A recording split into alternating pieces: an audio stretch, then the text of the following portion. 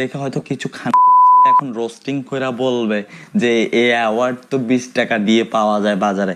আরে ছেলে, এই অ্যাওয়ার্ডটা না তোর অকাতের বাইরে।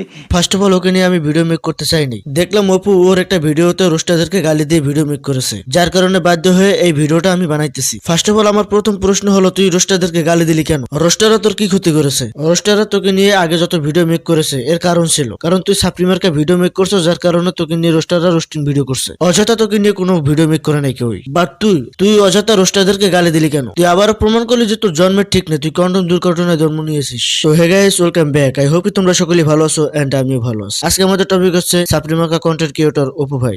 এই অ্যাওয়ার্ডটা দেখে হয়তো কিছু এখন রোস্টিং কইরা বলবে যে এই অ্যাওয়ার্ড তো 20 টাকা দিয়ে পাওয়া যায় বাজারে।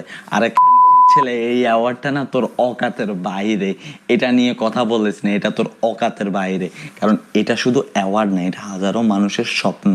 ওকে, এই হোগার অ্যাওয়ার্ড আমাদের অকাদের বাইরে না। এই ধরনের ফালতু অ্যাওয়ার্ডটা আমাদের ইউটিউবারদের প্রয়োজন নেই, আমাদের রোস্টারদের প্রয়োজন নেই। আমরা ইউটিউবাররা রাস্তা দিয়ে হেঁটে গেলে যে সম্মানটা পাই না, ওইটা তোরা টিকটকাররা পাস না। তোরা টিকটকাররা রাস্তাঘাটে ভিডিও মেক করলো জোতা দিয়ে দৌড়ানি দেয়, আর ইউটিউবাররা ভিডিও বানালে সেখানে মানুষ দাঁড়িয়ে এপ্রিসিয়েট করে। এটাই হলো তোদের থেকে আমাদের তফাৎ। তোকে এই অ্যাওয়ার্ডটা দেওয়া হয়েছে কেন জানো? তুই সাপ্রিমার্কা ভিডিও মেক করে, এই কারণে তোর অ্যাওয়ার্ডটা দেওয়া হয়েছে। তোর এমন কোনো যোগ্যতা নাই যে তোর যোগ্যতার মাধ্যমে তুই অ্যাওয়ার্ডটা পাইছিস।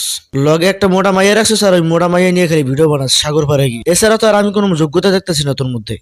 সবগুলা টিকটক অ্যাওয়ার্ড শো গুলা হয়। বাংলাদেশের টিকটক অ্যাওয়ার্ড শোতে অলওয়েজ ইনভাইট করে ইউটিউবারদেরকে, ফেসবুক কন্টেন্ট ক্রিয়েটরদেরকে, ও ব্লগারদেরকে। কিন্তু আরে মাদারের বাচ্চা, বাংলাদেশে শুধু টিকটক অ্যাওয়ার্ড শো হয় না, আরো অনেকগুলো অ্যাওয়ার্ড শো হয়। তার মধ্যে বাংলাদেশ ন্যাশনাল অ্যাওয়ার্ড শো, মেরিল প্রথম আলো অ্যাওয়ার্ড শো, এসব অ্যাওয়ার্ড শো তো নাম শুনিস না তুই, তাই না? শুনবি কি করে? ভালো তো কন্টেন্ট মেক করতে পারিস না। কন্টেন্ট মেক করে সব সাপ্রিমার্কা কন্টেন্ট। ভালো কন্টেন্ট মেক করলে একদিন ওই জায়গায় ইনভিটেশন পাইতি। ভালো কন্টেন্ট মেক করিস না, যার কারণে কোনো ইনভিটেশন পাস নাই। আর কি বললি? বাংলাদেশের টিকটক অ্যাওয়ার্ড শোতে ফেসবুক ইউটিউবারদেরকে ডাকা হয়। এখন কেন ডাকা হয় এটা তুই জানোস? এর কারণ হলো ফেসবুক ইউটিউবাররা ভালো ভালো কন্টেন্ট মেক করে, যে কন্টেন্টের দাম থাকে, ভ্যালু থাকে, যে কন্টেন্ট দ্বারা অডিয়েন্সরা কিছু শিখতে পারে। আর তোর যে কন্টেন্ট, এই কন্টেন্ট দ্বারা কেউ কিছু শিখতে পারবে না। তুই বল, তুই এমন কি শিক্ষণীয় ভিডিও মেক করস যার কারণে তোরা ডাকবে, ইনভাইট করবে?